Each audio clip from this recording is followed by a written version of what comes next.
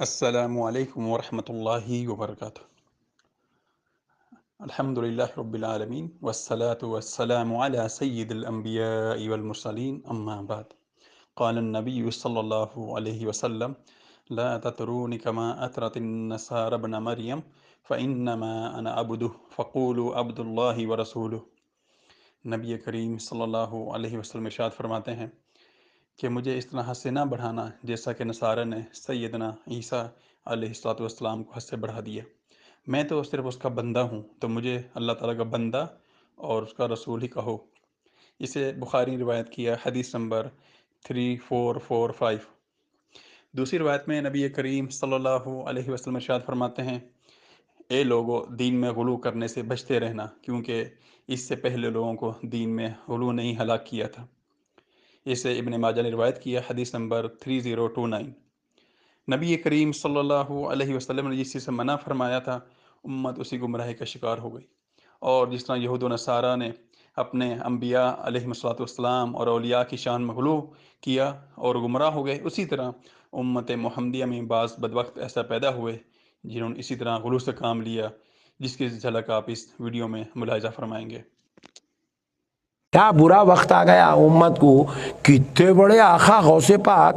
اجی میرے بھائی، اللہ کی قسم سن لو، تم میں تو 14ویں صدی کے گنہگار، خطاکار، سیاکار لوگ ہیں، بدکار لوگ ہیں۔ بڑے بڑے اولیاء اللہ، اکابر اولیاء اللہ، آج سے 400 سال، 500 سال، 700 سال، 800 سال، 900 سال، 1000 سال پہلے کے اولیاء اللہ کی بات کر رہا ہوں، بغیر وضو غوث پاک کا نام اپنی زبان پہ نہیں لاتے تھے۔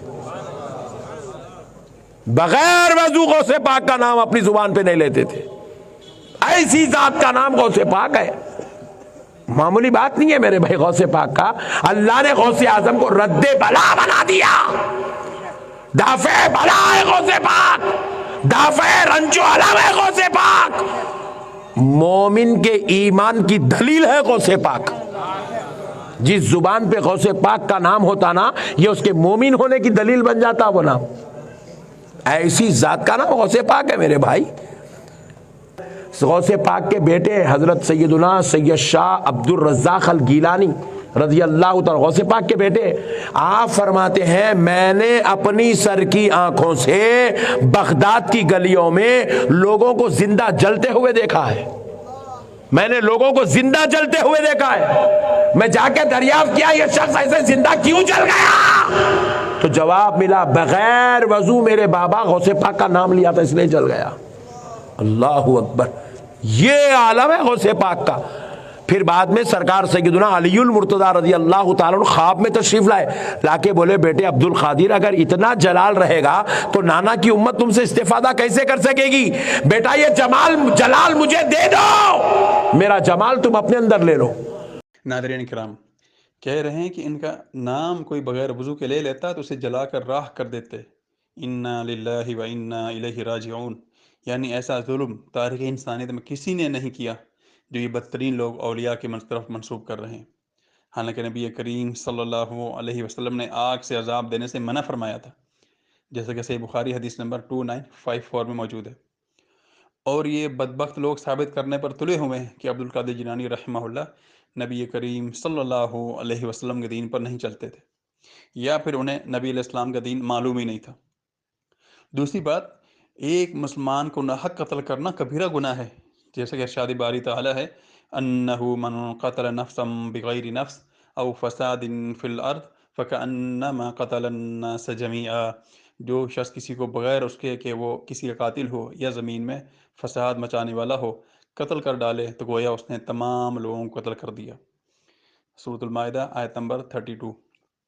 اور دوسری آیت میں ارشاد باری تعالی ہے، وَمَن يَقْتُلْ مُؤْمِنًا مُتَعَمِّدًا فَجَزَاؤُهُ جَهَنَّمُ خَالِدًا فِيهَا وَغَضِبَ اللَّهُ عَلَيْهِ وَلَعَنَهُ وَأَعَدَّ لَهُ عَذَابًا عَظِيمًا۔ اور جو کوئی کسی مومن کو قصداً قتل کر ڈالے، اس کی دوزخ ہے جس میں وہ ہمیشہ رہے گا، اس پر اللہ تعالیٰ کا غضب ہے، اسے اللہ تعالیٰ نے لعنت کی ہے اور اس کے لیے بڑا عذاب تیار کر کے رکھا ہے۔ سورۃ النساء آیت نمبر 93۔ نبی کریم صلی اللہ علیہ وسلم ارشاد فرماتے ہیں، سباب المسلم فسوق وقتالہ کفر۔ اسے صحیح بخاری روایت کیا حدیث نمبر 7076 اور صحیح مسلم میں حدیث نمبر 64 کہ مومن کو مسلمان کو گالی دینا فسق ہے اور اسے قتل کرنا کفر ہے۔ تو اندازہ لگائیں یہ لوگ اولیاء کو قاتل بنانے پہ تلے ہوئے ہیں، پھر جھوٹ بولتے ہوئے کہہ رہے ہیں کہ 1000 سال سے اولیاء ان کا نام بغیر وضو کے نہیں لیتے تھے، حالانکہ شیخ عبدالقادر جیلانی رحمہ اللہ کی وفات 561 ہجری میں ہوئی، یعنی 561 ہجری میں ہوئی، تو 1000 سال تو بنتا ہی نہیں، لیکن ان ایمان کے لوٹروں کو جھوٹ بولتے ہوئے ذرا بھی شرم نہیں آتی، اور پھر کہتے ہیں کہ سیدنا عبدالقادر جیلانی رحمہ اللہ دافع البلا ہیں، مصیبتیں پریشانیاں دور کرنے والے ہیں۔ ناظرین کرام، حالانکہ تاریخ کا مطالعہ کرنے والے جانتے ہیں کہ سیدنا عبدالقادر جیلانی رحمہ اللہ تو اپنی قبر کی حفاظت نہ کر سکے، ان کی قبر کھود دی گئی اور وہ اپنی قبر کو بھی نہ بچا سکے۔ جب اس وقت حاکم نے آپ کی قبر کھودی اور آپ کا جسم نکال کر دریا دجلہ میں بہا دیا، تو تمہارے لیے کیسے داخل بلا ہو گئے جناب؟ اور قبروں کے پجارے ان کی قبر پر جس میں وہ موجود ہی نہیں، اس کے باوجود کس طرح ان کی عبادت کر رہے ہیں، یہ بھی آپ ویڈیو میں ملاحظہ فرمائیں۔ اور ویڈیو پر جو کلام لکھا ہوا ہے وہ ہے شیخ ابن باز رحمہ اللہ کا۔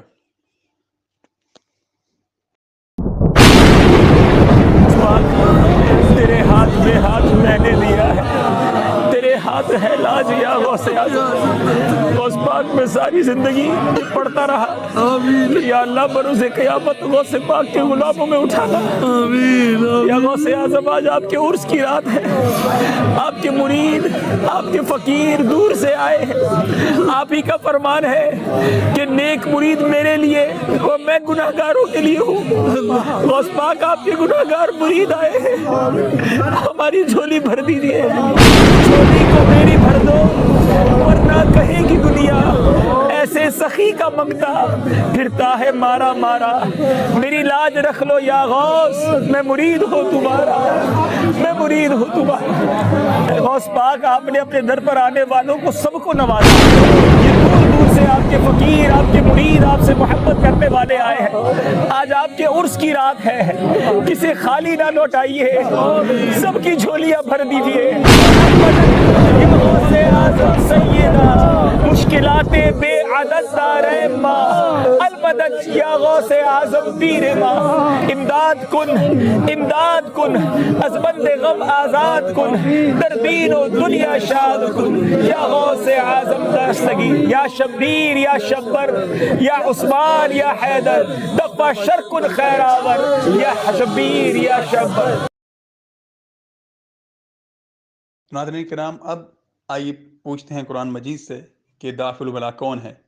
ارشاد باری تعالیٰ ہے امن یجیب المضطر اذا دعاہ ویکشف السوء ویجعلکم خلفاء الارض االہ مع اللہ قلیلا ما تذکرون۔ سورۃ النمل آیت نمبر 62۔ بھلا کون ہے جو بے قرار کی دعا قبول کرتا ہے اور برائی کو دور کرتا ہے اور تمہیں زمین میں خلیفہ بناتا ہے؟ کیا اللہ کے ساتھ کوئی اور بھی معبود برحق ہے؟